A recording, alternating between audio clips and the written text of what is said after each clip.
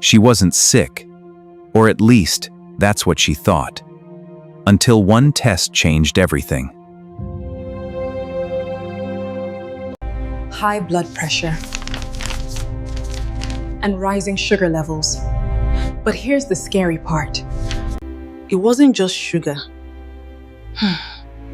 It was the food she ate every single day. She felt trapped.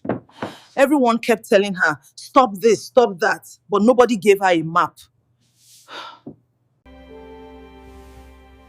She realized she was caught in the irony of the digital age.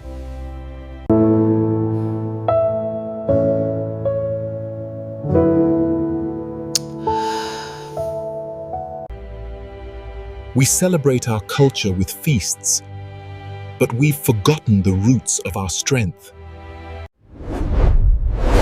Modern convenience brought us processed convenience, but it cost us our health. The heart is the engine of the body, and she was pouring the wrong fuel into it. Then she decided to look back, not at the doctor's pills, but at the ancestral plate. She discovered something simple. The problem wasn't the food. It was the preparation. Beans, vegetables, oats, traditional staples repurposed for a modern heart.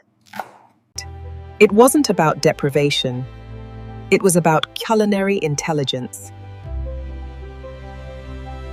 That's why this guide was created, to bridge the gap between tradition and health.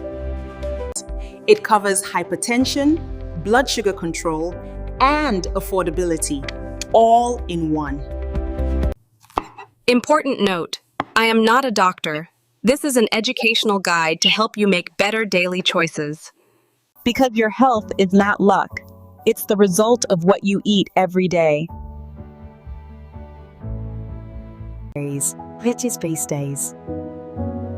If you are ready to reclaim your strength, you don't have to do it alone. Click the link in my description or YouTube page now. Grab your meal plan and start your journey today.